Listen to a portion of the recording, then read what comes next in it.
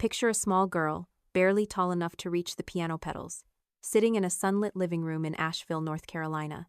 Her fingers, small and unsure, find the keys of an old Steinway, and suddenly, the room fills with a melody that feels like a heartbeat.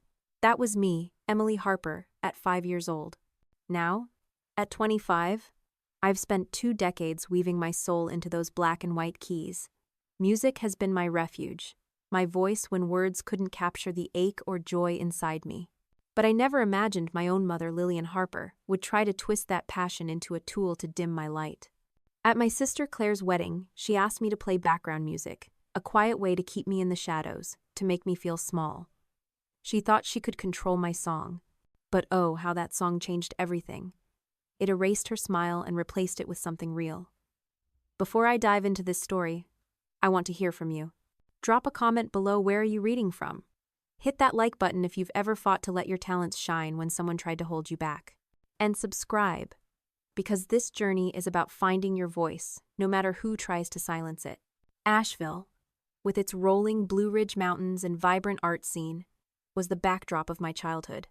Our home, a craftsman-style house on a quiet street in the historic Montford district, had wide windows that let in golden light, painting patterns on the hardwood floor.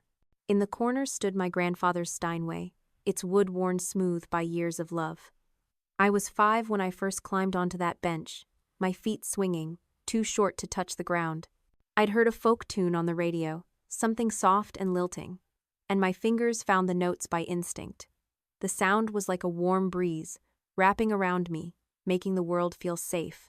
Each chord was a discovery, a secret language only I could speak. My dad, Michael Harper, would stop whatever he was doing mowing the lawn, reading the paper, and watch me with a smile that lit up his eyes. "That's my Emily," he'd say, pulling out his clunky old camcorder to capture my clumsy melodies. Those moments were my first taste of what music could do: connect, heal, make me whole. But my mother, Lillian? She saw my music as noise, an interruption to her carefully curated world. She'd stand in the doorway, arms crossed, her lips pressed into a tight line. "That's nice, Emily, but keep it down. Claire's practicing her speech for school." Claire, my older sister, was the sun in our family's orbit. At 8, she was already collecting trophies for debate, acing math tests, and charming everyone with her easy confidence. Mom saw her as the key to a life of prestige, someone to boast about at her book club or the Asheville Women's League. Me? I was the odd one, the dreamer who'd rather lose herself in a sonata than join Claire's cheerleading squad.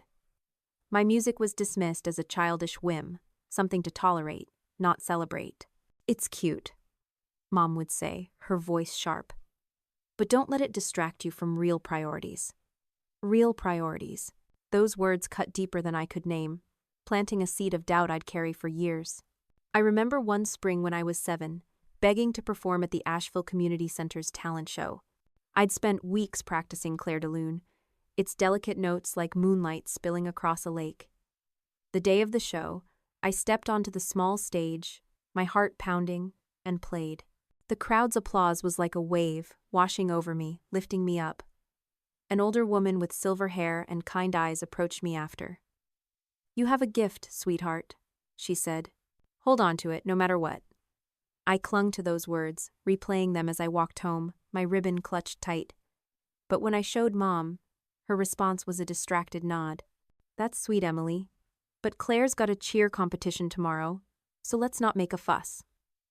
The ribbon felt heavy in my hands, its shine dulled by her words. That moment became a patter-me passion, pushed aside, overshadowed by Claire's spotlight. Music, though, was stubborn. It refused to stay small. When I felt invisible, I'd sit at the Steinway and let my fingers speak. I started keeping a music journal, a worn notebook hidden under my bed, where I'd scribble melodies that matched my heart. A bright skipping tune for a day, exploring the trails near Biltmore Estate. A heavy, minor chord for nights when Mom's voice echoed, telling me to be less. That journal was my safe space, where I could be bold, unapologetic, free. By 9, I was sneaking to the piano after Mom went to bed, playing softly so the notes wouldn't carry. I'd close my eyes and imagine a stage, not a living room where my music was just background noise. Those quiet hours were where I began to understand who I was. Not just Claire's sister, not just Lillian's disappointment, but Emily, a girl with a fire in her soul that no one could extinguish. Dad saw that fire. He'd slip me extra allowance for sheet music or drive me to recitals when Mom was too busy with Claire's schedule. One fall, when I was 10, he took me to the Thomas Wolfe Auditorium to see a pianist from New York. Her hands moved like they were painting the air, each note a brushstroke of joy and pain. I sat on the edge of my seat, my heart racing, my dreams taking shape. "That could be you one day, Em," Dad whispered, his hand squeezing mine. I held on to that moment, even when Mom's voice cut through later that night. "Don't fill her head with fantasies, Michael. Music's fine, but Claire's the one with a real future." Her words were a weight, pressing down, but music was my wings, lifting me above them. As I grew, my talent started to break through the cracks of her indifference. My elementary school music teacher, Miss Clara Thompson, heard me play at a spring concert and pulled my parents aside. "Emily has something rare," she said, her voice firm. "Perfect pitch, a natural feel for storytelling through music. She needs proper training." Dad nodded, his eyes bright with pride. Mom's smile was thin, her response cool. "We'll think about lessons, but we're very busy with Claire's activities." They enrolled me, but it was clear where their priorities lay. Claire's cheer competitions, her debate tournaments, those were non-negotiable. My lessons? Just another chore on Mom's endless list. Still, I soaked up every second with Miss Thompson. She taught me to weave emotion into every note, to make the piano sing my truth. "You're not just playing, Emily," she'd say. "You're sharing your heart." By 12, I was winning ribbons at the Asheville Music Festival, my fingers dancing through Chopin and Beethoven with a confidence I didn't feel anywhere else. Once, I played at the Biltmore Estate's annual showcase, my notes echoing through the grand banquet hall. A professor from UNC School of the Arts approached me after, his eyes kind but serious. "You've got a spark, young lady. Don't let anyone dim it." I was over the moon, my heart soaring as I told Dad. But Mom?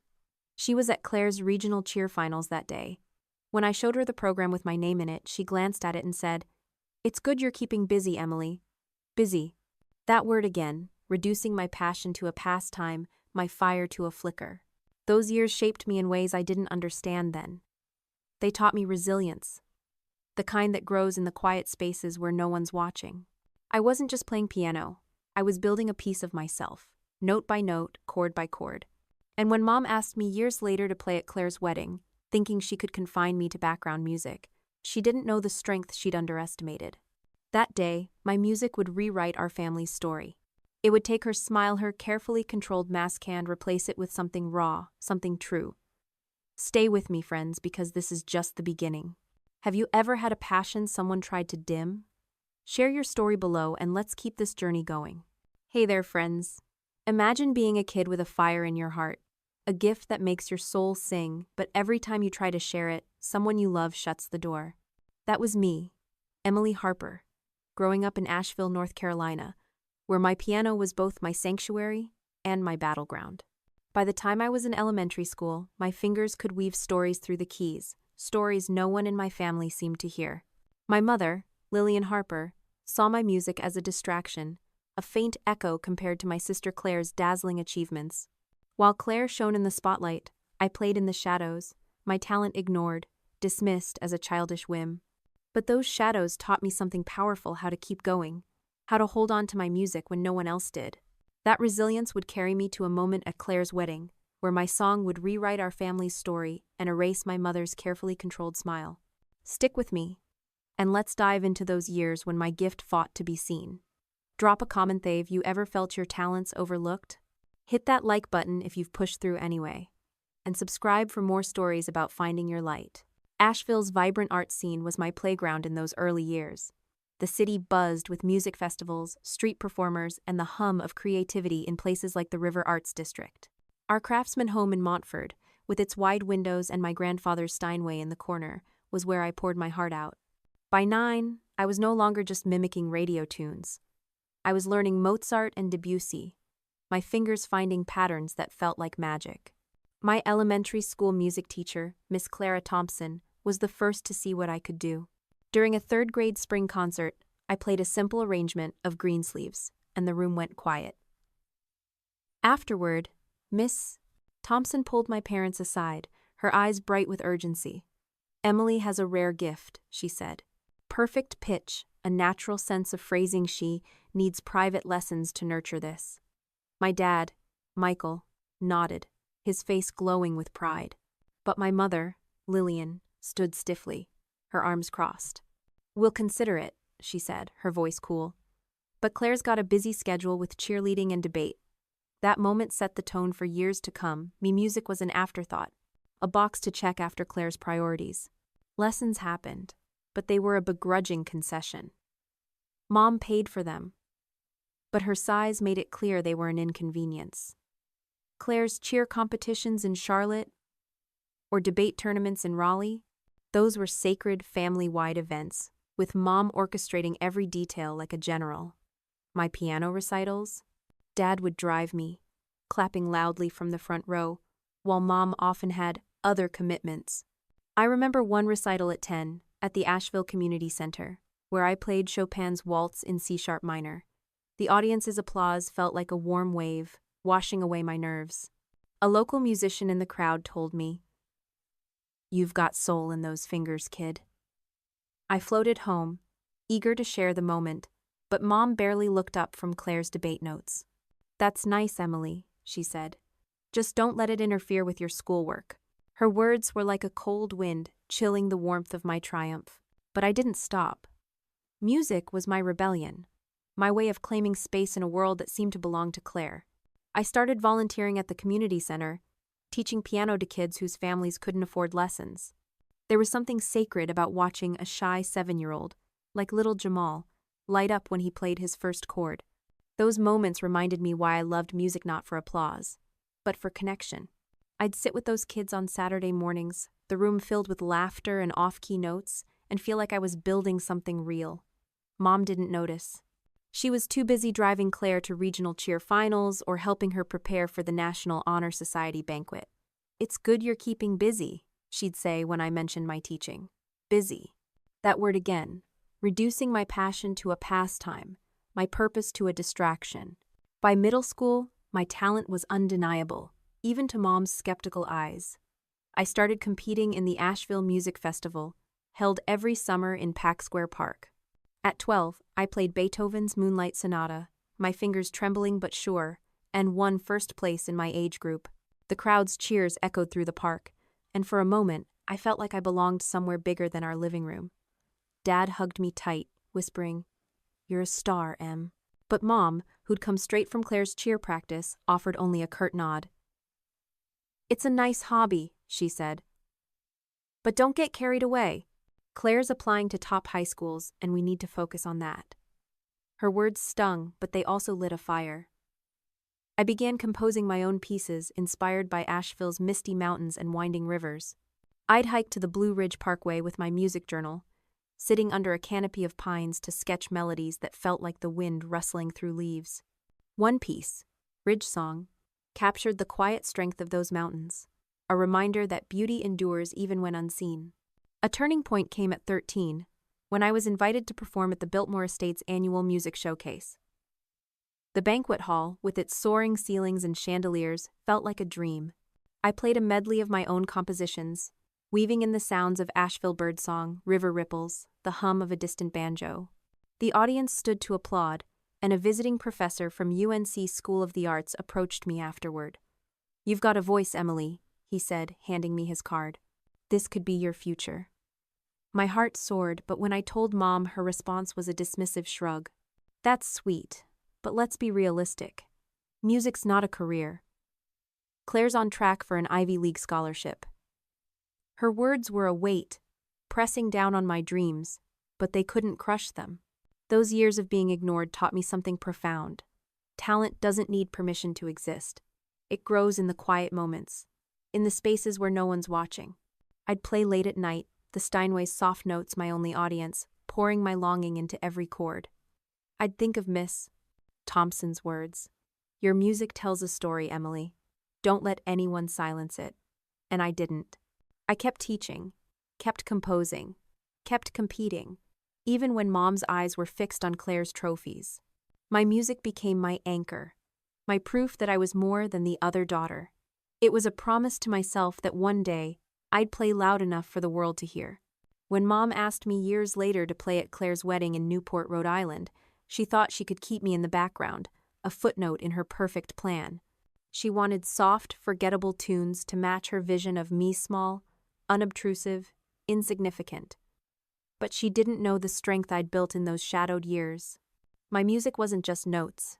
It was my truth, my defiance, my heart. And at that wedding, it would sing louder than she ever expected, erasing her smile and rewriting our story. Stay with me, friends, because this journey is about to get real. Have you ever had a gift someone overlooked? Share it below. Hit that like button if you've kept going despite the doubts. And subscribe to see how this unfolds. Hey there, friends.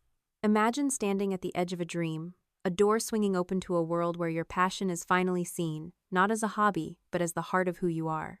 That's where I found myself at 18, Emily Harper, leaving the shadow of my mother's expectations in Asheville, North Carolina, for the bright lights of New York City. My acceptance to the Juilliard School was more than a scholarship. It was an escape, a chance to breathe freely through my music.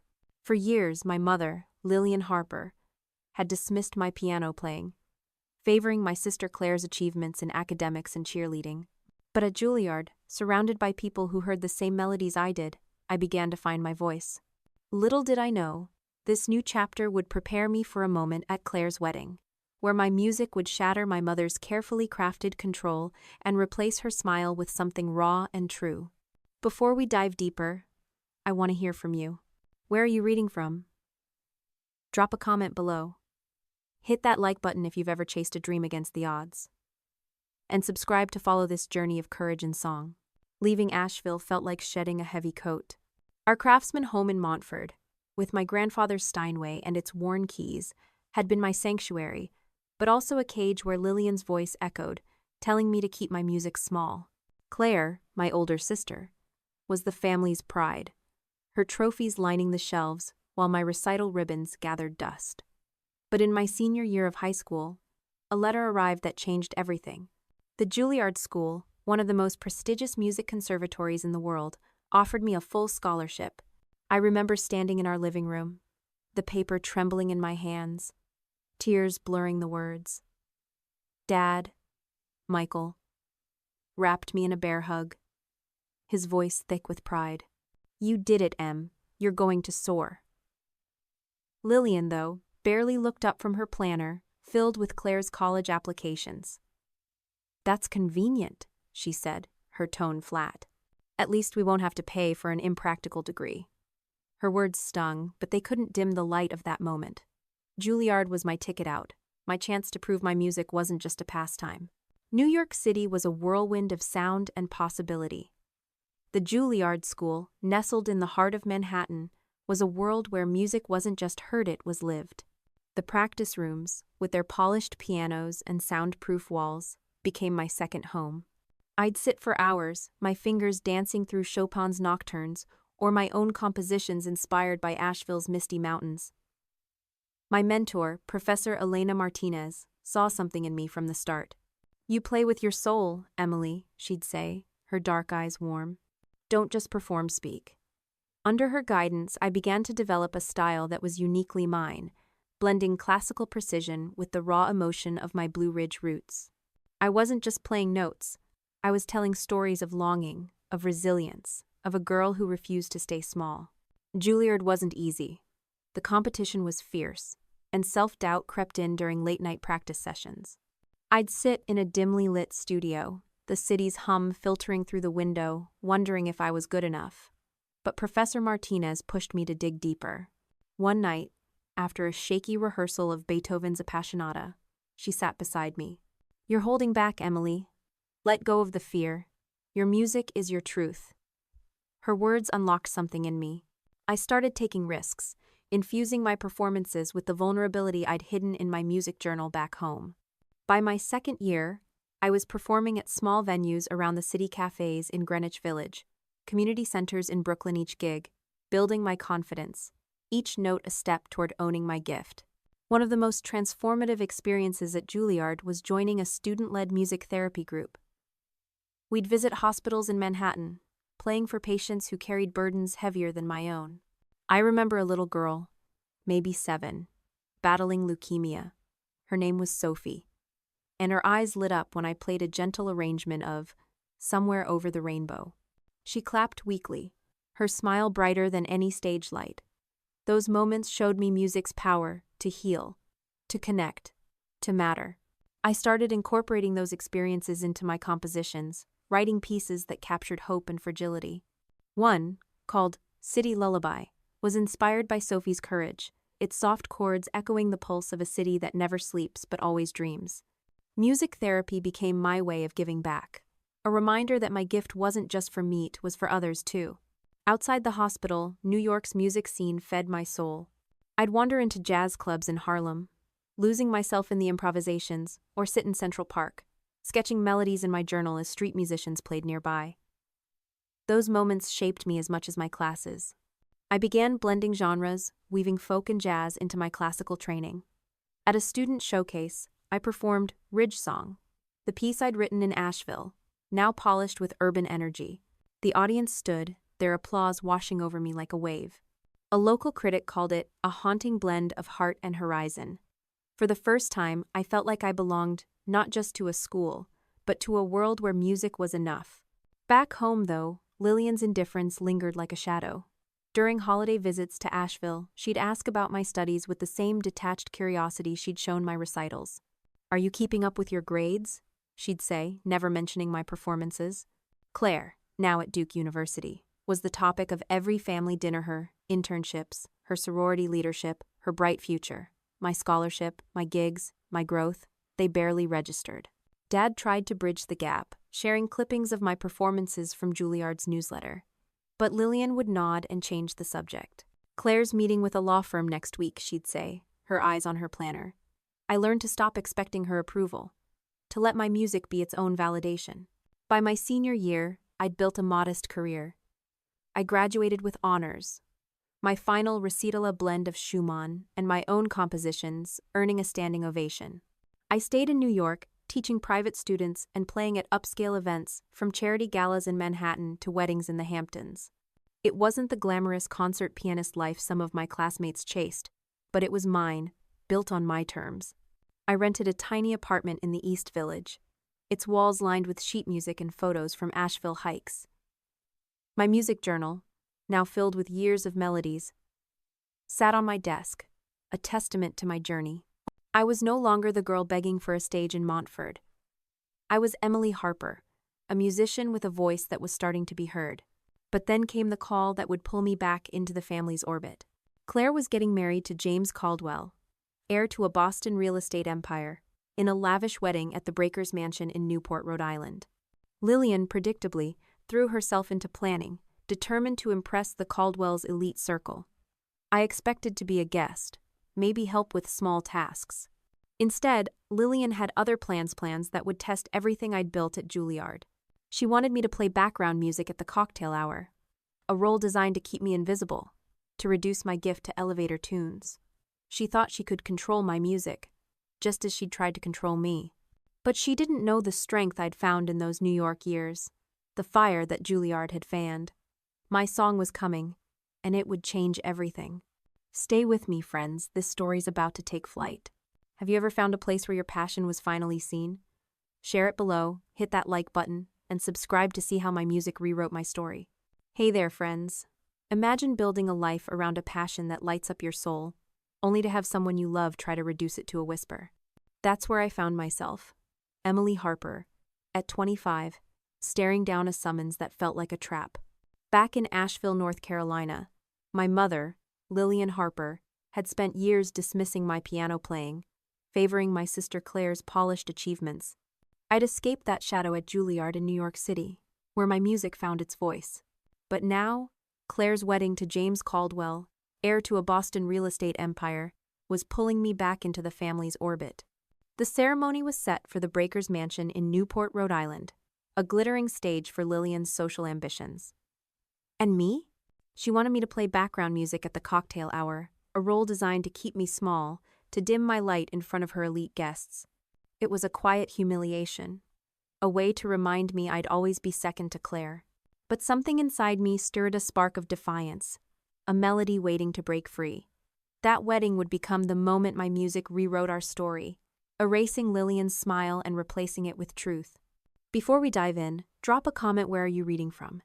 Hit that like button if you've ever been asked to shrink your gifts, and subscribe to see how this unfolds. The news of Claire's engagement hit our family like a tidal wave. Claire, now 27 and thriving at a top marketing firm in Boston, was marrying James Caldwell, whose family owned half the skyline in Back Bay.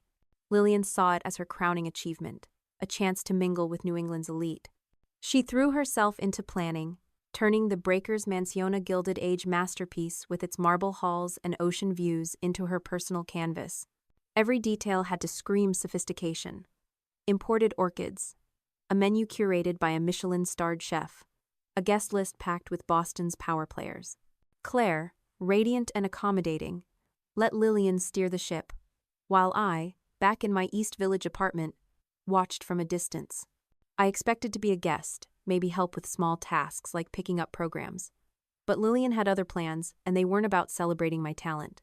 I'd been building a life in New York, teaching piano to students and performing at upscale events, from charity galas in Manhattan to intimate recitals in Brooklyn. My Juilliard training had given me a voice-bold, emotive mine. But Lillian never saw it that way. To her, my music was a hobby, a distraction from Claire's path to greatness. So when she called me one crisp fall evening, her voice all business, I braced myself. "Emily, we're finalizing Claire's wedding plans," she said. "You'll play piano during the cocktail hour. Something light, nothing too noticeable. It's a chance to contribute." Contribute. The word landed like a stone. She wasn't asking me to perform. She was assigning me a role as background noise, like a playlist on loop. I gripped the phone, my heart sinking. "I'm a professional musician, Mom," I said, keeping my voice steady. "I don't do background music." Her reply was sharp. "Don't be difficult, Emily. This is Claire's day. You can make yourself useful." That conversation replayed in my mind as I sat at my upright piano, the city's hum filtering through my apartment window. The Breakers Mansion was no small venue. It was a palace, a place where music could soar. Yet Lillian wanted me to play forgettable tunes, the kind you'd hear in a hotel lobby. It felt like a deliberate slight, a way to keep me in the shadows where she'd always placed me. I thought of my childhood in Asheville, my fingers finding solace on my grandfather's Steinway while Lillian praised Claire's cheerleading trophies. Even at Juilliard, where I'd blossomed, her indifference followed me. Now, she was using Claire's wedding to reinforce that hierarchy. But something in me refused to bend. I wasn't that little girl anymore, begging for her approval. I called my best friend Mia, a cellist I'd met at Juilliard. Over coffee at a cozy Greenwich Village cafe, I poured out my frustration. "She wants elevator music, Mia," I said, my voice tight. "Years of training and she's got me playing like a human jukebox." Mia leaned forward, her eyes fierce. "Then play it your way, Em. Make it mean something. Don't let her steal your soul." Her words struck a chord, echoing Professor Martinez's advice from Juilliard. Your music is your truth. I started to see a path not rebellion for rebellion's sake, but a way to honor my gift while meeting Lillian's demands.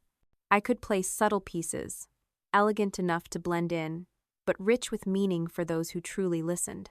Back in my apartment, I began experimenting. I'd been arranging pop songs into classical-style pieces for my students, blending modern melodies with intricate harmonies. I took songs like Adele's Someone Like You and wove them into delicate, almost orchestral arrangements, the kind that could fade into the background but shimmer for anyone paying attention. I also pulled out Debussy's Reverie, a piece I'd loved since my Asheville days. Its dreamy, flowing notes felt like the Blue Ridge Mountains meeting the Newport Oceana, perfect balance of understated beauty and emotional depth. As I practiced, I imagined the Breakers' grand piano, its keys cool under my fingers, the room filled with chatter I'd quietly transform. My music journal, now a thick tome of melodies and memories, became my guide. I jotted down ideas, sketching a set list that walked the line between Lillian's rules and my own artistry. A few weeks before the wedding, Lillian invited me to a family dinner in Asheville to discuss responsibilities. The dining room, with its polished oak table and view of the mountains, felt like a stage for her performance. Claire and James, glowing with excitement, talked about their honeymoon in Santorini, while Dad poured wine, his smile warm but tired. I sat quietly, picking at Lillian's herb-crusted salmon, waiting for my role to be clarified. As dessert was served homemade peach cobbler, a nod to Asheville's southern charm, Lillian tapped her glass. "Now about the wedding," she began, flipping open her leather planner, its pages a maze of color-coded notes. "Emily, you'll play from 5 to 6:30 during the cocktail hour. Nothing classical, nothing showy, just pleasant ambiance." The room went still. I set down my fork, the weight of her words settling in. "Ambiance?" I repeated, my voice low. "You mean background music?" Lillian's smile didn't reach her eyes. "Exactly. We want the focus on Claire and James, not your little piano hobby." Hobby. That word, after years of Juilliard, recitals, and teaching, hit like a slap. Claire glanced at her plate, avoiding my gaze. James shifted uncomfortably, but said nothing. Dad cleared his throat. "Lillian, maybe we could let Emily choose something special." Lillian's eyes flashed. "We've hired an exclusive string quartet for the ceremony, Michael. The Caldwells recommended them. Emily's contribution is the cocktail hour, and it needs to be appropriate." Appropriate. Another word that felt like a cage. I looked at Claire, hoping for a flicker of support, but she stayed silent, caught in Lillian's orbit. "I'll do it," I said, more to end the moment than because I agreed. Lillian nodded, triumphant. "Good. Keep it simple, Emily. This isn't about you." That night, back in New York, I sat at my piano, the city's lights glittering outside. Mia's words echoed. "Play it your way." I opened my music journal and wrote a note to myself. This is your stage, not hers.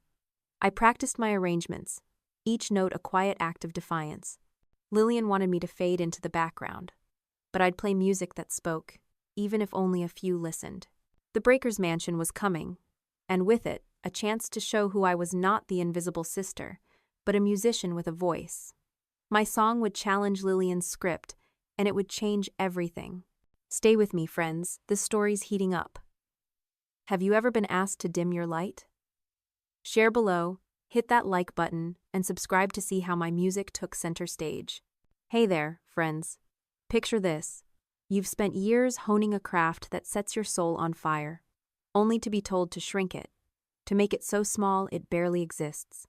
That's where I was, Emily Harper, at 25, staring down my mother's demand to play background music at my sister Claire's wedding. Back in Asheville, North Carolina, Lillian Harper had always favored Claire's achievements, dismissing my piano as a hobby not worth celebrating. I'd found freedom at Juilliard in New York City, where my music became my voice. But now, at the Breakers' mansion in Newport, Rhode Island, Lillian wanted me to play forgettable tunes, a quiet jab to keep me in her shadow. Yet something inside me refused to stay silent. As I prepared for that wedding, I wasn't just choosing songs, I was crafting a plan to honor my truth, to let my music speak in a way she couldn't ignore. That moment would change everything, erasing her smile and replacing it with something real. Before we dive into this turning point, drop a comment. Where are you reading from? Hit that like button if you've ever had to fight to be seen, and subscribe to follow this journey of defiance and song. The weeks leading up to Claire's wedding were a storm of emotions. I was back in my East Village apartment, the New York City skyline glittering outside my window, but my mind was in Newport, wrestling with Lillian's orders. She'd called after that tense family dinner in Asheville, laying out her rules with surgical precision. "Nothing classical, Emily," she said, her voice sharp over the phone. "Nothing that draws attention. Think hotel lobby music, pleasant and unobtrusive. You'll play from 5 to 6:30, with a 15-minute break so you don't get tired and make mistakes." Tired? I'd played 3-hour recitals at Juilliard without a hitch. Mistakes? I was a professional, trained to perform under pressure. But to Lillian, I was still the little girl tinkering on my grandfather's Steinway, a distraction from Claire's spotlight. "Don't show off," she added. "It's unattractive." Her words cut deep, echoing years of dismissal, but they also lit a spark. I wasn't going to let her cage my music. I sat at my upright piano, its keys worn from years of practice, and felt the weight of her expectations. The Breakers' mansion was no ordinary venue. It was a palace of marble and gold, where every note could resonate like a dream. Yet Lillian wanted elevator music, as if my Juilliard degree, my gigs at Manhattan galas, my music therapy work with hospital patients meant nothing. I thought of Sophie, the little girl whose smile had inspired my composition, City Lullaby, and how music had given her hope. I thought of my Asheville roots, the melodies I'd scribbled in my music journal under the Blue Ridge Mountains' shadow. My music wasn't just sound, it was my story, my strength. I couldn't let Lillian reduce it to background noise. That's when I called Mia, my cellist friend from Juilliard. We met at our favorite Greenwich Village cafe, its walls lined with vinyl records and fairy lights. Over steaming lattes, I spilled everything Lillian's rules, the sting of being sidelined, the pressure to shrink. Mia leaned forward, her eyes fierce. "She wants to dim your light, Em, but you don't have to let her. Play her game, but play it your way. Make it soulful. Make it you." Her words echoed Professor Martinez's advice from Juilliard. "Your music is your truth." I felt a plan taking Chaponaut defiance for spite, but a quiet rebellion to honor my gift. I'd meet Lillian's demands, but I'd choose pieces that whispered beauty, that spoke to those who truly listened. Back at my apartment, I dove into my preparations. I'd been arranging pop songs for my students, turning hits like Taylor Swift's Love Story into intricate, classical-style pieces with layered harmonies. They were subtle enough to blend into a cocktail hour, but rich enough to catch the ear of anyone who cared about music. I also pulled out Debussy's Reverie, a piece I'd loved since my Asheville days. Its flowing, dreamlike notes felt like a bridge between my past and present, a way to bring the mountain's serenity to Newport's grandeur.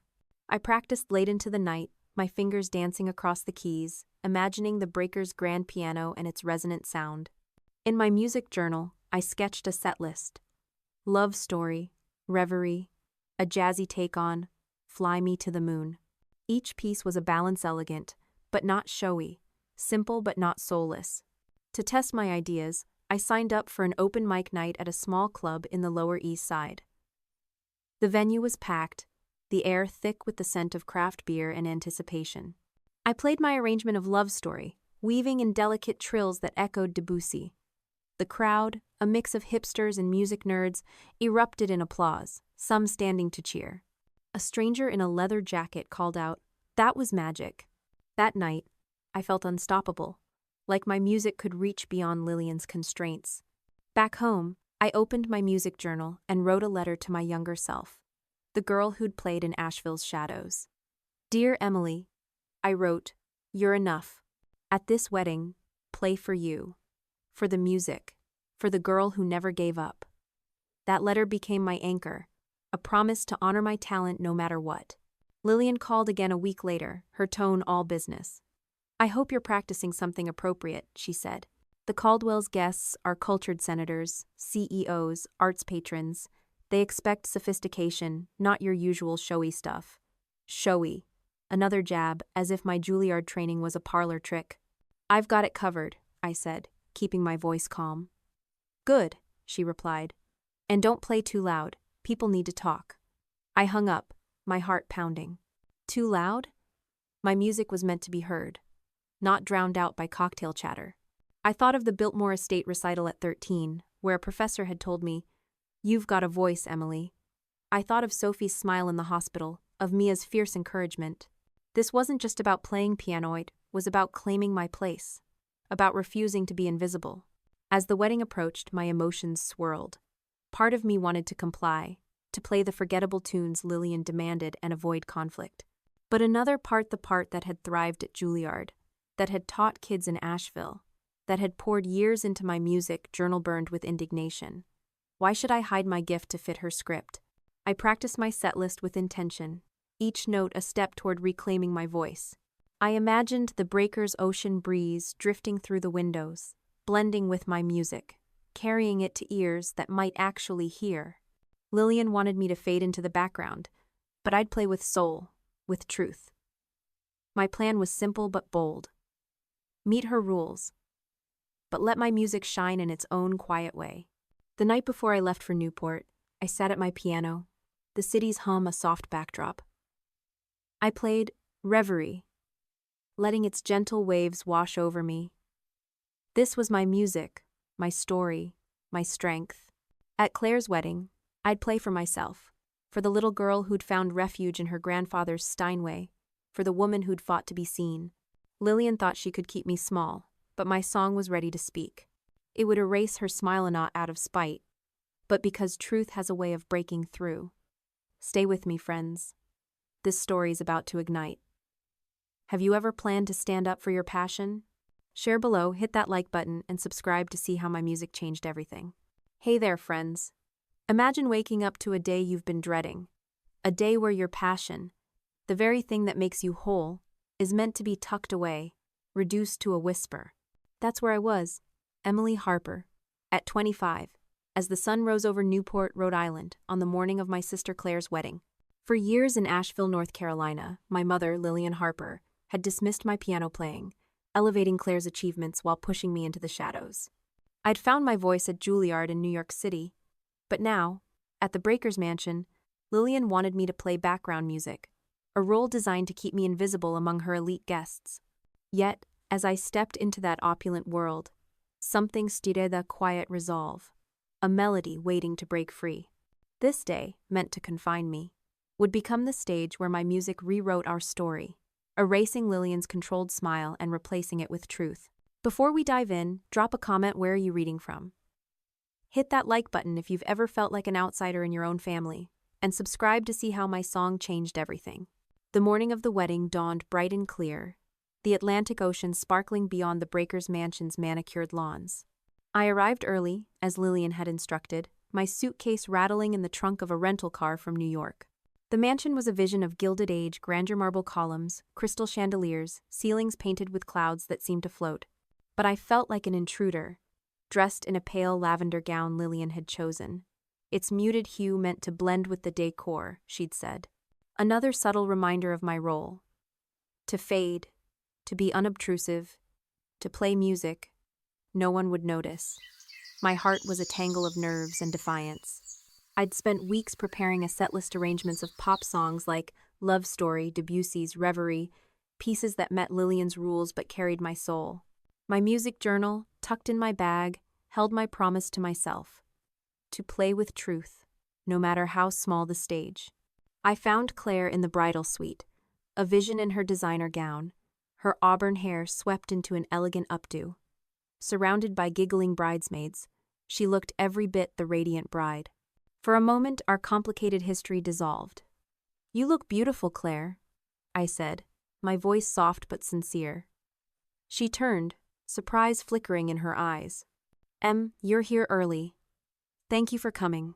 Her warmth caught me off guard, a rare glimpse of the sister I'd once known before Lillian's favoritism drove a wedge between us. "Is there anything I can do?" I asked, hoping to bridge the gap. Before she could answer, Lillian swept in, her couture dress shimmering, her planner clutched like a scepter. "Samantha, there you are," she said, her tone all business. "The wedding coordinator needs to show you your setup. Follow me." Without waiting, she led me away, leaving Claire's smile behind. The cocktail hour was set in the mansion's oceanfront lounge, a room of soaring windows and polished wood. In the corner stood a glossy black grand piano, its presence both thrilling and daunting. Lillian gestured dismissively. "You'll play here, out of the way of guests mingling." The wedding coordinator, a harried woman named Rachel with a tablet and headset, barely glanced at me. "Start playing as soon as guests arrive from the ceremony," she said. "Keep it soft, people will be talking." Lillian nodded, her eyes narrowing. "Exactly. Appropriate music, Emily. This isn't a recital. Stick to what we discussed." I ran my fingers lightly over the keys, testing their smooth action. The piano was exquisite, a far cry from the upright in my East Village apartment. Despite everything, a flutter of excitement stirred. "I understand," I said, meeting Lillian's gaze. "Don't worry. I know what I'm doing." Her lips pursed, but she was too busy to argue, hurrying off to fuss over floral arrangements. Left alone, I sat at the piano, playing soft scales to warm up. The lounge was quiet, save for the distant clink of staff setting up glassware. A young server, maybe 19, with a name tag reading Lucas, paused nearby, his tray empty. "You play?" he asked, his voice shy. I smiled. "A little. You?" He grinned, setting down his tray. "I'm a music major at Brown, guitar mostly." We chatted, and I invited him to try the piano. He played a few chords, laughing nervously, and I joined in, improvising a quick duet. For a moment, the weight of the day lifted, the music a reminder of why I loved this. Lucas thanked me, his eyes bright. "You're gonna kill it today," he said before hurrying off. His words lingered, a small spark of connection in a day that felt so isolating. As setup continued, I noticed a little girl, maybe 6, in a frilly dress, watching me from across the room. Her wide eyes reminded me of myself at that age, drawn to my grandfather's Steinway in Asheville. I played a snippet of "Twinkle, Twinkle, Little Star," and she giggled, inching closer. "Do you like music?" I asked. She nodded, her curls bouncing. "It sounds like magic." Her words hit me hard, echoing the joy I'd felt as a kid before Lillian's dismissals began. I played a gentle melody from my music journal, one inspired by Asheville's rivers, and she swayed, entranced. Her mother called her away, but that moment stayed with me, a reminder that music could reach even the smallest hearts, even in a place where I felt unseen. The ceremony began, and I watched from the back of the grand hall, where a harpist's notes floated like petals. Claire glided down the aisle on Dad's arm, her smile radiant. Lillian sat in the front row, beaming at her guest senators, CEOs, the Caldwell's inner circle as if she'd orchestrated the sun itself. I felt like a ghost, my lavender dress blending into the decor as intended. After the vows, guests moved toward the cocktail lounge, and I slipped away to take my place at the piano. Settling onto the bench, I took a deep breath, my fingers hovering over the keys. The room filled with chatter, laughter, the clink of champagne glasses. Lillian entered with James's parents, Richard and Eleanor Caldwell, guiding them to the bar, deliberately steering them away from me. I began with my arrangement of Love Story, its soft, intricate notes blending into the hum of conversation. My heart pounded, but my hands were steady, trained by years at Juilliard. As I played, I watched Lillian work the room, her smile calculated, her gestures polished. She moved among the high-profile guests, ensuring they faced away from the piano, keeping my music firmly in the background. Once, she glanced my way, her eyes narrowing, as if to remind me of her rules, soft, unobtrusive, forgettable. I shifted to Reverie, its dreamy chords, a quiet act of defiance, a piece that honored my Asheville roots while fitting her demands. A few guests near the piano paused, their heads tilting, but Lillian's presence kept the focus elsewhere. I felt the old ache of being invisible, the same ache I'd felt as a child when Claire's trophies outshone my recital ribbons. Yet, beneath it, a new strength grew. I'd prepared for this moment, not just with my set list, but with years of resilience, of finding my voice despite her dismissal. The cocktail hour stretched on, and I played with intention, each note a thread connecting me to the girl who'd written melodies in her music journal, to the woman who'd thrived at Juilliard. Lucas, the server, flashed me a thumbs up as he passed, and I smiled, drawing courage from his kindness. The little girl from earlier peeked around a column, waving shyly, and I winked, playing a playful flourish just for her. These small connections reminded me why I was here, not for Lillian's approval, but for the music, for myself. The Breakers mansion, with its ocean breeze and glittering chandeliers, was about to become more than Lillian's stage. My song was waiting, ready to break through. Stay with me, friends, this story's about to turn. Have you ever felt unseen but kept going? Share below, hit that like button, and subscribe to see how my music took flight. Hey there, friends. Imagine standing at a crossroads, your heart pounding, knowing the next choice could change everything.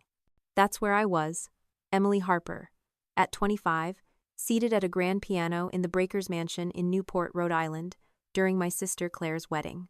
For years in Asheville, North Carolina, my mother, Lillian Harper, had dismissed my music, casting me into the shadow of Claire's shining achievements.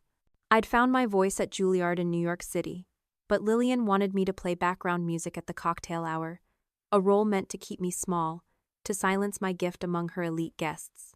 Yet, in that moment, with the ocean breeze drifting through the windows, I chose to let my music speak. What began as a quiet rebellion became a performance that transformed the room, erased Lillian's carefully controlled smile, and rewrote our family's story. Before we dive into this pivotal moment, drop a comment. Where are you reading from? Hit that like button if you've ever defied expectations to shine. And subscribe to see how my song changed everything. The cocktail hour was in full swing, the Breakers' oceanfront lounge alive with the clink of champagne glasses and the hum of conversation. I sat at the glossy black grand piano, my fingers moving through my carefully chosen setlist arrangements of Love Story and Debussy's Reverie, pieces designed to meet Lillian's demand for unobtrusive music while carrying my soul. The room was a sea of elegance. Women in silk gowns, men in tailored tuxedos, Boston's power players mingling with the Caldwell's inner circle. Lillian worked the crowd like a conductor, guiding guests away from the piano, ensuring my music stayed in the background. Her glance my way was a warning. Keep it soft, keep it small. I felt the familiar ache of being invisible, the same ache I'd carried since childhood, when Claire's trophies outshone my recital ribbons. But beneath it, a fire burned, fueled by years at Juilliard, by the kids I'd taught in Asheville, by the melodies in my music journal. I wasn't here to fade away. Halfway through the hour, as I transitioned to a jazzy, Fly Me to the Moon, a distinguished man approached the piano. I recognized him as Richard Caldwell, James's father, his silver hair catching the chandelier's light. "You play beautifully," he said, his voice warm. "Even these light pieces have such depth in your hands." I smiled, surprised by his attention. "Thank you, Mr. Caldwell." He leaned closer, his tone conspiratorial. "Call me Richard. My wife Eleanor heard you at a Manhattan gala last year. She was impressed. Tell me, do you know any Tchaikovsky? His Piano Concerto No. 1* is a favorite of mine." My breath caught. That piece, with its bold, soaring opening, was worlds away from Lillian's elevator music. I'd performed it at Juilliard, its power etched into my fingers. "I know it well," I said, my heart racing. I could play the opening movement. Richard's eyes lit up. "Splendid. I'd consider it a personal favor." He moved back to rejoin Eleanor, leaving me stunned. Across the room, I caught Lillian's gaze. She'd seen the exchange, her smile tightening, her eyes flashing with worry. She knew Richard's request could disrupt her script. For a moment I hesitated, my hands hovering over the keys. I could stick to my set list, play it safe, keep the peace. But then I thought of Mia's words at our Greenwich Village cafe. "Play it your way." I thought of the letter I'd written to my younger self in my music journal, promising to honor my talent. I thought of Sophie, the hospital patient whose smile had inspired City Lullaby, and Lucas, the server who'd called my music magic. This wasn't just about Mate, was about every moment I'd been told to be less. I took a deep breath, centering myself as I had before every Juilliard recital, and began the opening chords of Tchaikovsky's Piano Concerto No. 1*. The piece starts with a series of majestic, ringing chords, impossible to ignore as background music. Even without an orchestra, the piano's voice was commanding, filling the lounge with a force that demanded attention. I wove in a subtle improvisation, inspired by the ocean waves crashing outside, letting the notes ripple like water under moonlight. At first, only those near the piano noticed, their conversations pausing, heads turning. Then, as the music swelled into the main themia, cascade of passion and triumph, the room transformed. The steady hum of chatter faded, replaced by a hush. Guests stopped mingling, forming a semicircle around the piano, their eyes fixed on me. Servers with trays of canapés stood frozen, listening. Even Rachel, the wedding coordinator, paused, her tablet forgotten. I kept my focus on the keys, pouring every ounce of myself into the music. Tchaikovsky's concerto is a journey through struggle and victory. a mirror to my own path. I played the ache of being overlooked in Asheville, the joy of finding my voice at Juilliard, the defiance of this moment. Through my peripheral vision, I saw Richard Caldwell smile, nodding to Eleanor, who watched with rapt attention. Claire stood near James, her expression unreadable, but not hostile. And then I saw Lillian, frozen near the lounge's entrance, her face a storm of emotions, confusion, realization, horror. This was her worst fear, her musical daughter stealing the spotlight she'd reserved for Claire and her social triumph. Our eyes met briefly, and for the first time, I didn't look away. I let her see Minot, the compliant sister, but the artist I'd become. The room was now an impromptu recital hall. A woman in a sapphire gown, whom I later learned was a music critic for the Boston Globe, held up her phone, recording the performance. Guests whispered to each other, their faces lit with awe. I noticed a gray-haired man, a retired conductor, nodding along, his fingers tapping the rhythm. As I reached the movement's climax, the chords soaring with unapologetic power, I felt a freedom I'd never known. This wasn't about proving Lillian wrong, it was about claiming my truth, about playing the music that had carried me through years of doubt.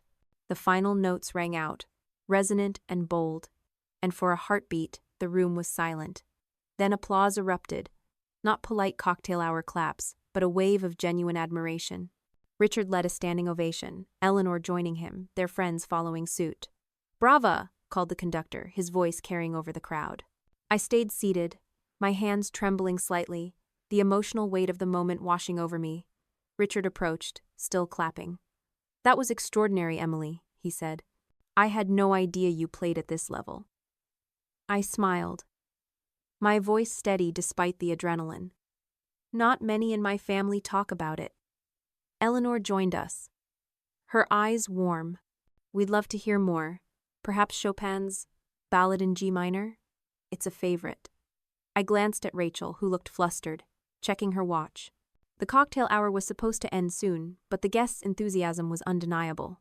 "I'm not sure if that fits the schedule," I said, testing the waters. Richard waved a hand. "Nonsense. Good music takes precedence." His words were a validation I'd never received from Lillian. Lillian, meanwhile, hovered at the edge of the crowd, her smile gone, her eyes darting between me and the guests. She whispered to Rachel, likely trying to regain control, but the room was mine now. I launched into the Chopin, its narrative arc of longing and triumph echoing my own story. The applause that followed was another wave, carrying me higher. This was no longer background music, it was a performance, a declaration. My rebellion had begun, not with anger, but with the truth of my music. The Breaker's Mansion, with its ocean whispers and glittering light, was my stage, and my song was just getting started. Stay with me, friends, this story's taking flight. Have you ever seized a moment to shine? Share below, hit that like button, and subscribe to see how my music changed the day. Hey there, friends. Imagine pouring your heart into a single moment, defying years of being told to stay small, and watching the world shift around you. That's where I stood, Emily Harper, at 25, in the Breaker's Mansion in Newport, Rhode Island, moments after my unexpected performance at my sister Claire's wedding. For years in Asheville, North Carolina, my mother, Lillian Harper, had dismissed my piano playing, prioritizing Claire's achievements while casting me into the shadows. At Juilliard in New York City, I'd found my voice.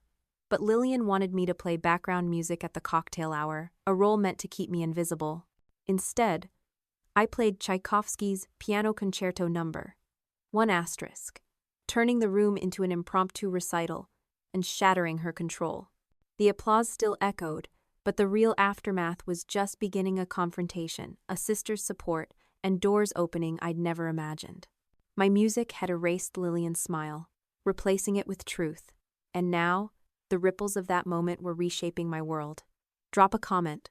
Where are you reading from? Hit that like button if you've ever stood up and been seen, and subscribe to follow this journey of courage and song. The cocktail hour had ended, but the Breaker's oceanfront lounge still buzzed with energy. Guests lingered near the grand piano, their faces lit with admiration, whispering about the young pianist who'd stolen the moment.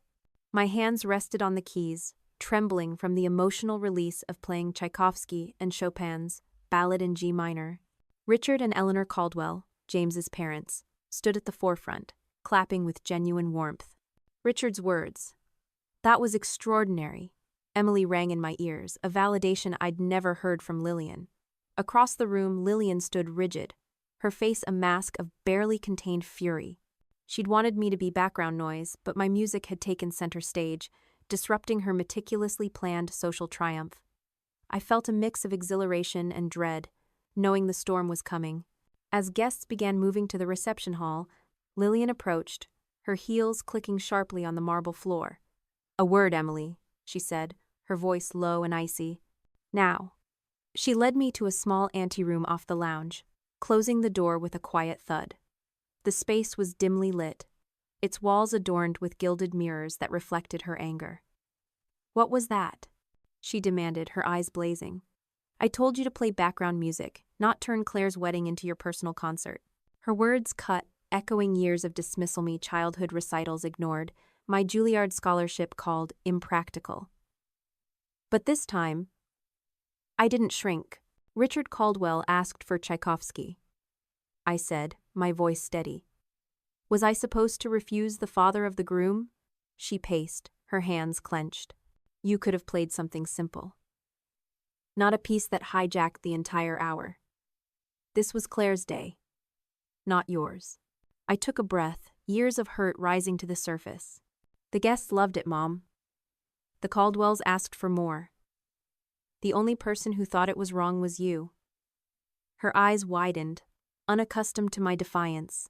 "You embarrassed me," she hissed, "making it seem like I've been hiding your talent." The irony stung. "Haven't you?" I asked, my voice soft but firm. "You've called my music a hobby my whole life, positioned me in the corner today, literally and figuratively." She recoiled, but before she could respond, the door opened. Claire stood there, still radiant in her wedding gown, her face etched with concern. "Is everything okay?" she asked, glancing between us. Lillian forced a smile. "Just a misunderstanding, darling. Let's get to dinner." But Claire didn't move. That was incredible out there," she said, her voice genuine. "I had no idea you played like that."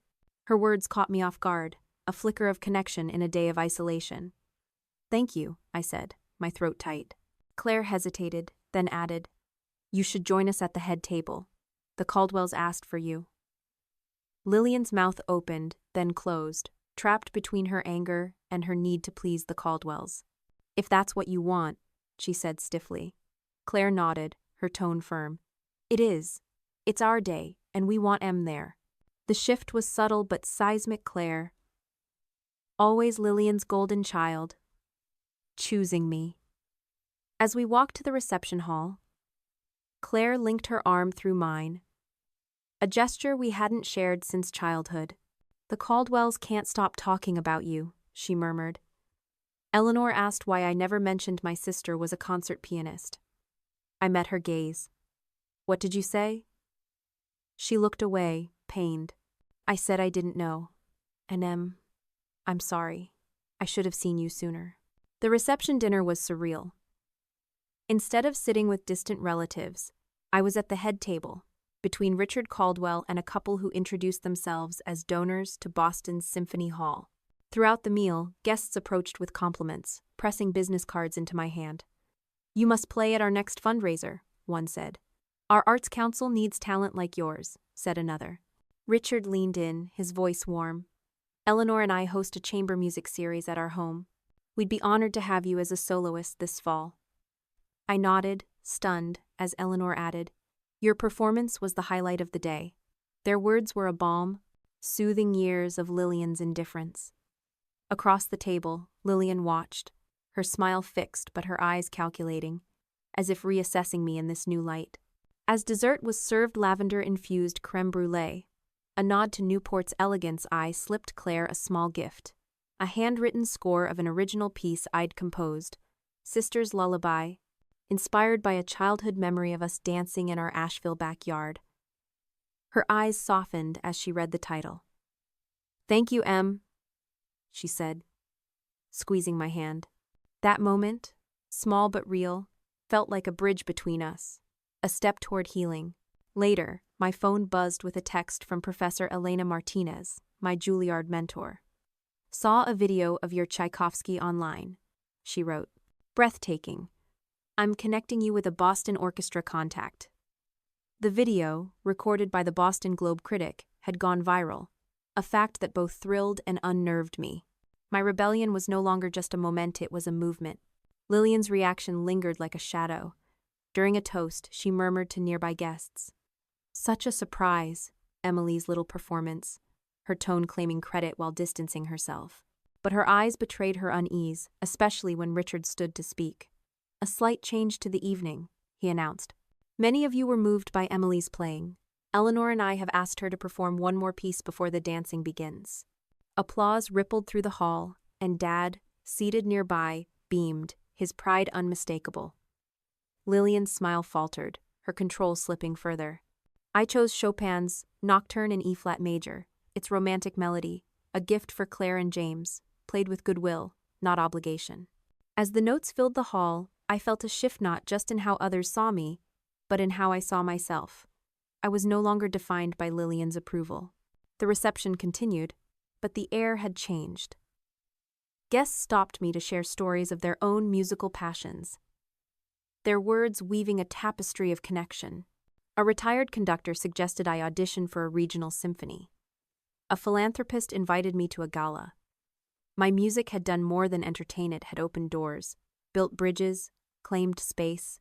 Lillian watched from a distance, her expression unreadable, but I caught her answering questions about my career, claiming she'd always supported Emily's talent. The irony wasn't lost on me, but I let it go. This day wasn't about her anymore. It was about me, my music, my truth. The Breakers Mansion, with its ocean whispers and golden light, had witnessed my awakening. My song had erased Lillian's smile, not with malice, but with the power of being seen. Stay with me, friends. This story's soaring now. Have you ever turned a moment of doubt into triumph? Share below, hit that like button, and subscribe to see where my music takes me next. Hey there, friends. Imagine stepping into a life where your passion, once dismissed as a whisper, now sings at full volume, opening doors you never dared to knock on. That's where I found myself, Emily Harper, at 26, 3 months after my sister Claire's wedding at the Breakers Mansion in Newport, Rhode Island. Back in Asheville, North Carolina, my mother, Lillian Harper, had spent years sidelining my piano playing, elevating Claire's achievements while my music faded into the background. At Juilliard in New York City, I'd found my voice, but it was my unexpected performance of Tchaikovsky's Piano Concerto No. 1 asterisk at the wedding that changed everything. That day, I refused to play the background music Lillian demanded, and my song became a declaration of truth, erasing her controlled smile. Now, in the aftermath, my career was soaring, my family ties were shifting, and I was building a legacy to inspire others. This was my new beginning, a chapter where my music wasn't just heard, it was a light for those still searching for their own. Drop a comment, where are you reading from? Hit that like button if you've ever started fresh after a breakthrough, and subscribe to follow this journey of growth and song. The months after the wedding were a blur of opportunity, each note I'd played at the Breakers resonating far beyond that Newport night. The viral video of my Tchaikovsky performance, recorded by a Boston Globe critic, had spread across social media, earning thousands of views and comments like, "Who is this pianist? She's a star." Invitations flooded my inbox, recitals, collaborations, even a feature in American Music magazine, which called me a rising talent with a heart that sings through the keys. The most significant was an offer from Richard and Eleanor Caldwell to perform at their prestigious chamber music series in their Beacon Hill home in Boston. I arrived at their brownstone conservatory, its walls lined with art and history, and played a program of Chopin, Debussy, and my own Ridge song, the piece born in Asheville's mountains. The audience, a select group of music lovers, gave a standing ovation, and a reviewer wrote, "Emily Harper's performance was a revelation, her notes a conversation between soul and sound." I stood backstage, my heart full, knowing this was only the start. Back in New York, I took a bold step to solidify my dreams. With my growing income from performances, I rented a small studio space in the East Village, separate from my apartment, to create a dedicated teaching space. The room was simple wood floors, a second-hand upright piano, and windows overlooking a tree-lined street, but it felt like a milestone. I named it Harmony Haven. A nod to the refuge music had always been for me. My teaching roster expanded, now including talented young musicians, many facing the same parental skepticism I'd known. I saw myself in the quiet girl who played with fierce determination, in the boy whose parents called music a waste of time. I shared my story, encouraging them to believe in their gifts, to play their truth. One student, a 15-year-old named Lila, composed her first piece after our lessons, a melody that echoed her struggle with her father's expectations. Watching her perform it at a school recital, her eyes shining, I felt a purpose deeper than any stage. To reach others, I launched a podcast called Keys to Courage, where I shared stories of artists who defied odds to find their voice. Recorded in my studio, each episode was a love letter to resilience, featuring interviews with musicians, dancers, and writers who'd overcome doubt or dismissal. The podcast gained a small but loyal following, with listeners emailing me their own stories of standing up for their passions. One wrote, "Your wedding story inspired me to audition for a play my family said was silly. I got the lead." Those messages were a reminder that my music wasn't just for me, it was a spark for others, a way to build a community of dreamers. Keys to Courage became my way of giving back, of ensuring no one felt as alone as I had in Asheville's shadows. My family dynamics, too, were evolving, though not without complexity. Lillian's reaction to my wedding performance lingered like a half-resolved chord. She'd been furious, accusing me of stealing Claire's spotlight, but the Caldwell's praise and the viral video forced her to reconsider. One day, she called, her voice uncharacteristically hesitant. "The Boston Hospital benefit is looking for entertainment next month," she said. "I mentioned you might be available." It wasn't an apology, but it was a shift. She was acknowledging my talent, even if through her social lens. "What kind of program do they want?" I asked, cautious. "Whatever you think best," she replied. Those words, "you think best," were a quiet earthquake. The first time she'd deferred to my expertise. I agreed to play, choosing a mix of my compositions and classics, a performance that later earned a standing ovation and a donation boost for the hospital. Lillian attended, clapping politely, her eyes betraying a flicker of something new, respect perhaps, or reluctant pride. Claire and I were finding our way back to each other too. After the wedding, where she'd invited me to the head table, we started texting more, small steps toward rebuilding. One weekend, she visited my New York studio, her eyes widening at the space I'd created. "This is amazing, Em," she said, running her fingers over the piano. I played Sister's Lullaby, the piece I'd gifted her, and she teared up, remembering our childhood dances in Asheville. Over coffee, she confessed, "I always thought Mom favored me because she loved me more. Now I see she just understood me better. I'm sorry I didn't see you." Her apology, raw and real, was a bridge we both needed. We promised to meet regularly, to be sisters, not competitors. Claire even attended one of my recitals, clapping louder than anyone, a moment that healed wounds I hadn't named. A personal milestone came when I restored my grandfather's Steinway, the piano that had sparked my love for music in Asheville. I'd inherited it after Dad shipped it to New York. Its wood scratched, but its sound still warm. Working with a restorer, I brought it back to life. Each polished key a tribute to the girl who'd played in the dark. At Harmony Haven's opening, Dad cut the ribbon, his smile wide, while Lillian brought a few of her Asheville friends who suddenly wanted to support young artists. The Steinway was the centerpiece, its first notes, ridge song, echoing through the studio, a symbol of my journey from shadow to light. My relationship with Lillian remained a work in progress. She never fully apologized for years of dismissing my music, but her actions spoke louder than words. She began calling me our musician at her social events, forwarding me concert reviews with notes like, "Thought you'd find this interesting." Small gestures, but they mattered. One evening, she mentioned a memory I'd never heard. "Your grandfather loved that Steinway. He'd play old folk tunes when I was a girl." Her voice softened, hinting at a loss she'd never shared, a clue to why my music might have stirred pain she couldn't voice. It wasn't reconciliation, but it was a start, a crack in the wall between us. My career continued to blossom, with bookings at regional festivals and a guest spot with a Boston Chamber Orchestra, thanks to Professor Elena Martinez's connection. Each performance felt like a reclaiming, a way to honor the girl who'd written melodies in her music journal, who'd taught kids in Asheville, who'd played for Sophie in the hospital. I was no longer defined by Lillian's approval or Claire's shadow. My music was my truth, and it was enough.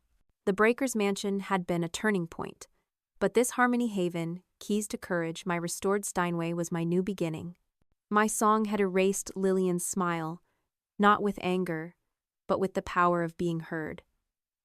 Stay with me, friends. This story's building to a crescendo. Have you ever started anew after a triumph? Share below, hit that like button, and subscribe to see where my music leads next. Hey there, friends.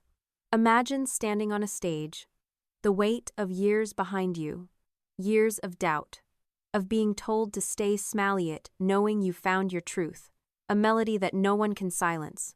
That's where I was, Emily Harper, at 26, in Boston Symphony Hall, my fingers poised over a concert grand piano, ready to play for a packed audience. Growing up in Asheville, North Carolina, my mother, Lillian Harper, had dismissed my music, favoring my sister Claire's achievements while pushing me into the shadows. At Juilliard in New York City, I'd found my voice, and at Claire's wedding in Newport, Rhode Island, my performance of Tchaikovsky's Piano Concerto No. 1 asterisk had shattered Lillian's control, erasing her smile with the power of my truth. Now, months later, I was no longer just playing notes. I was living my purpose, mentoring others, and building a legacy that echoed beyond the stage. This was my story's crescendo, a moment to reflect on where I'd been and inspire others to play their own truth. Drop a comment, where are you reading from? Hit that like button if you found your voice. And subscribe to share this journey of courage and song. The road from the Breakers Mansion to Symphony Hall felt like a lifetime, though only months had passed. That Newport night, when I defied Lillian's demand for background music, had been a spark, igniting a fire that reshaped my world. The viral video of my Tchaikovsky performance had opened Doors recitals, a chamber music series with the Caldwells, a feature in American Music magazine. My New York studio, Harmony Haven, was thriving, filled with students like Lila, whose compositions echoed my own defiance. My podcast, Keys to Courage, connected me with dreamers worldwide, each episode a testament to resilience. But Symphony Hall was different. This was my first major solo recital in a prestigious venue, a chance to play Tchaikovsky's concerto again, full circle from the wedding that changed everything. As I walked into the hall, its golden arches and velvet seats glowing under soft lights, I felt the weight of every note I'd played, every doubt I'd overcome. I arrived early, my navy gown shimmering under the stage lights as I practiced on the concert grand. The piano's sound was rich, resonant, a partner in the story I'd tell tonight. I ran through difficult passages, adjusting dynamics to the hall's acoustics, my nerves a quiet hum beneath my focus.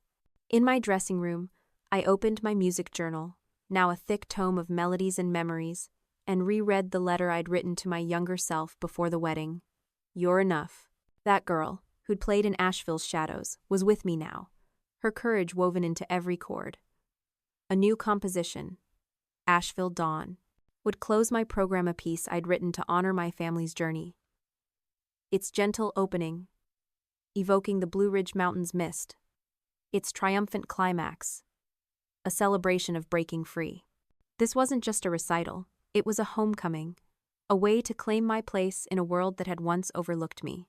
As showtime neared, I peeked through the curtain. The auditorium was filling, familiar faces mingling with strangers. Richard and Eleanor Caldwell sat in the front row, their smiles warm. Claire and James, back early from their honeymoon, waved from the center, Claire's pride evident. Dad, Michael, sat beside them, his eyes bright with the same joy he'd shown when I played his old Steinway as a child. But the seat next to him was empty. Lillian hadn't confirmed she'd come, and part of me braced for her absence, a pattern I'd known too well. I returned to the dressing room, adjusting my hair, when a soft knock broke my thoughts. 5 minutes, Miss Harper, the stage manager called. Then another knock, quieter. I opened the door, and there stood Lillian, elegant in a deep green dress, clutching a small bouquet of white lilies. Mother, I said, my voice catching. You came. Of course I came, she said, stepping inside. Your father insisted. Her tone was brisk, but her eyes softened as she looked me over. "You look professional," she said, a rare compliment. She held out the lilies awkwardly. "For after your performance, it's tradition." I took them, nodding, the silence between us heavy with unspoken history. Then she spoke again, her voice quieter. "The Caldwells mentioned you at their last event. They're very impressed.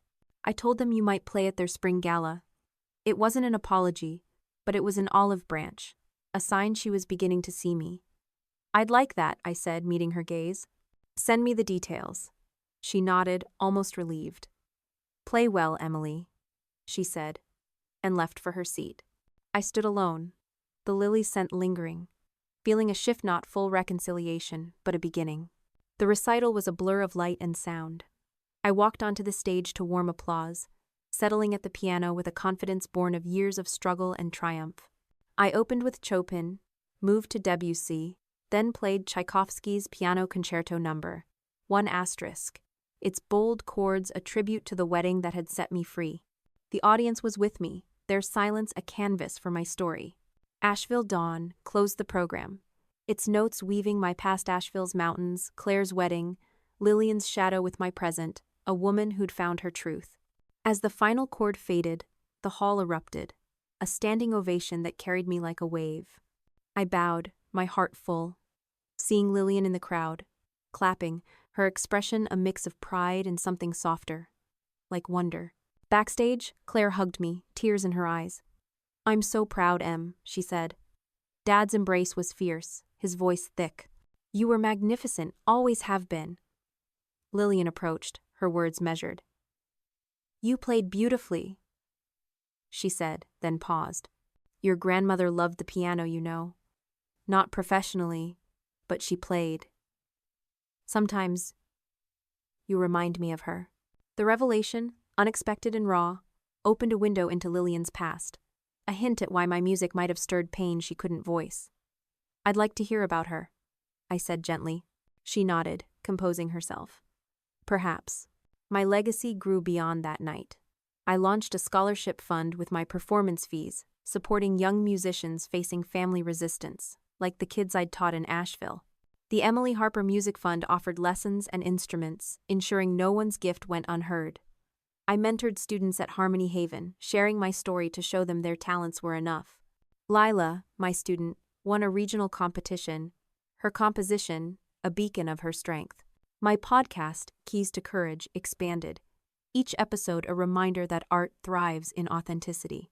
I performed with regional orchestras, my name now a whisper in music circles, but I stayed grounded, playing for hospital patients like Sophie, whose smile had inspired City Lullaby. My relationship with Lillian remained complex, a melody with unresolved chords. She never apologized outright, but her gestures calling me, our musician, attending my recital spoke of grudging respect. Claire and I grew closer, our coffee dates a new rhythm, free of competition. She confessed over lattes, "I'm trying to be more like you, Embrave." True. My music had become more than sound. It was a bridge, a light, a truth. The Breakers Mansion had been my rebellion, but Symphony Hall was my affirmation. I'd erased Lillian's smile, not with anger, but with the power of being me. My greatest lesson wasn't about proving others wrong, it was about playing my truth, no matter who listened. Now, I pass that lesson to you. Your gift, your voice, doesn't need validation to be real. Play it, sing it, live it, and the right hearts will hear. My piano, once a battleground, is now my freedom, each note a choice to be authentic. Life's dissonance lingers. Lillian's comments still sting. Old patterns fade slowly, but I hear them differently, as background noise to my melody. Stay with me, friends, and share your story. Have you played your truth against the odds? Drop it below, hit that like button, and subscribe. If you know someone fighting to be seen, share this tale. Let's remind each other our gifts deserve to shine, not as background music, but as the main song. Thank you for listening, and may you always find the courage to play your own truth. Emily Harper's story is a symphony of resilience, a melody woven from the threads of doubt, defiance, and ultimate triumph. Born in Asheville, North Carolina, Emily discovered her love for the piano at 5, her tiny fingers coaxing magic from her grandfather's Steinway in a sunlit living room. Music became her sanctuary, a language for emotions too deep for words. But her mother, Lillian Harper, saw it as a distraction, a faint echo beside her sister Claire's glittering achievements in academics and cheerleading. While Claire's trophies lined the shelves, Emily's recital ribbons gathered dust, her passion dismissed as a hobby, her voice silenced by Lillian's indifference. Yet, in those quiet moments at the piano, scribbling melodies in her secret music journal, Emily found strength, a fire that burned even when no one fanned the flames. Her journey, from a shadowed childhood to a radiant performance at Boston's Symphony Hall, is a testament to the power of authenticity, a reminder that our truth can shine through the darkest constraints. Growing up in Asheville's vibrant art scene, Emily's talent was undeniable, even as Lillian overlooked it. Her elementary school teacher, Miss Clara Thompson, saw her gift-perfect pitch, a soulful touch, and pushed for lessons, which Lillian funded reluctantly.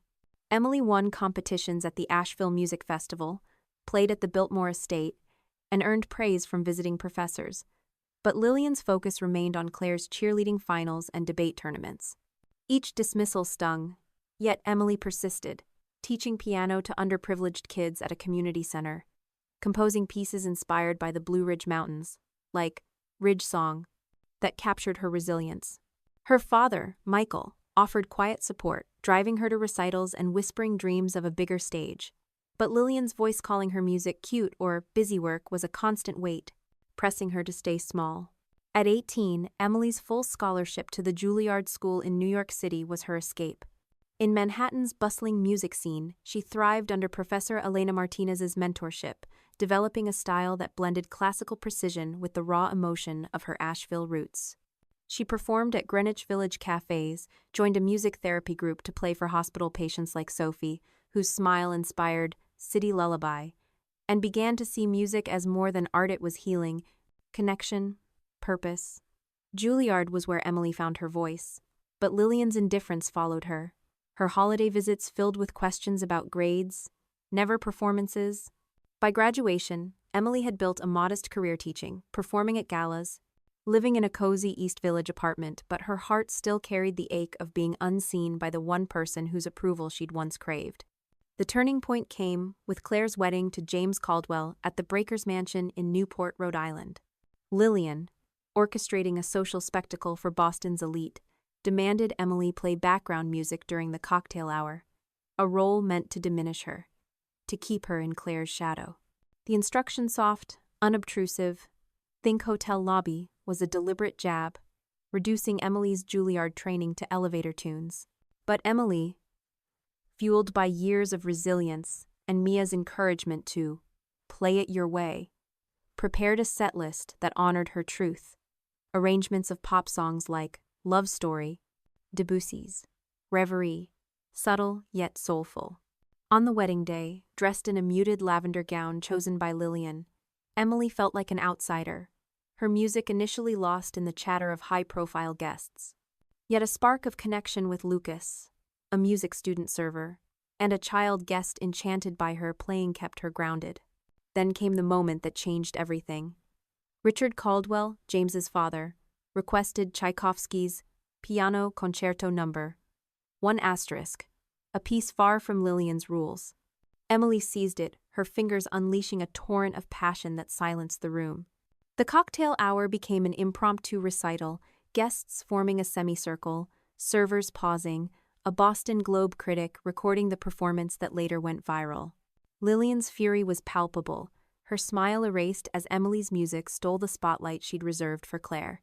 But the Caldwell's applause, Claire's unexpected support, and the flood of praise from arts patrons marked a shift.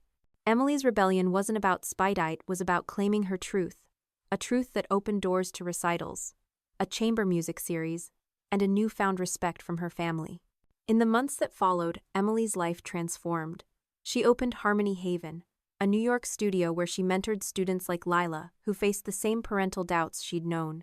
Her podcast, Keys to Courage, shared stories of artists defying odds, building a community of dreamers.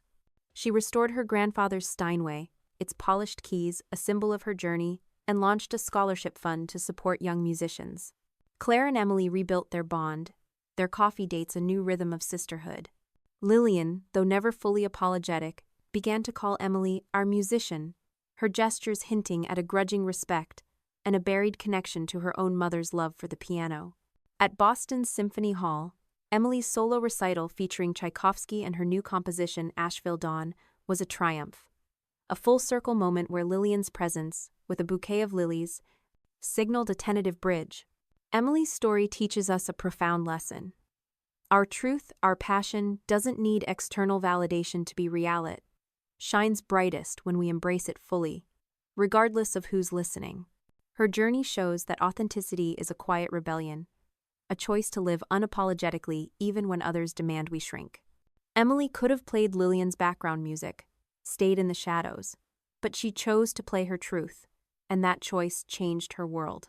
It's a reminder that our gifts, whether music, art, or a unique perspective, are not defined by others' approval, but by the courage we bring to them. Her defiance at the wedding wasn't about proving Lillian wrong, it was about proving herself right, about honoring the girl who'd played in the dark, the woman who'd found her light. For us, living in a world of noise and expectations, Emily's lesson is a call to action. We're often told to conform to mute our dreams, to prioritize practicality over passion. Maybe it's a job that stifles your creativity, a family that doesn't understand your goals, or a society that measures worth by likes and followers.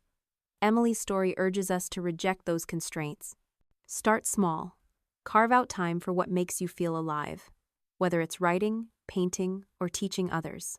Share your work, even if it's just with one person, like Emily did with her students.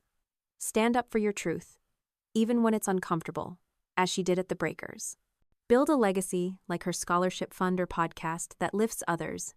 And forgive those who didn't see you at first. Lillian's journey shows change is possible, however slow. In today's fast-paced world, where comparison and criticism are constant, Emily's courage is a beacon. Use your voice, not to drown out others, but to harmonize with those who share your dreams. Create spaces, literal or virtual, where authenticity thrives, like Harmony Haven or Keys to Courage. And when doubt creeps in, remember Emily at Symphony Hall, playing Asheville Dawn, her notes a love letter to her past and a promise for her future. Your truth is your melody, and it deserves to be played at full volume. So, friends, what's your song? Share it, live it, and let it change your world, just as Emily's did hers.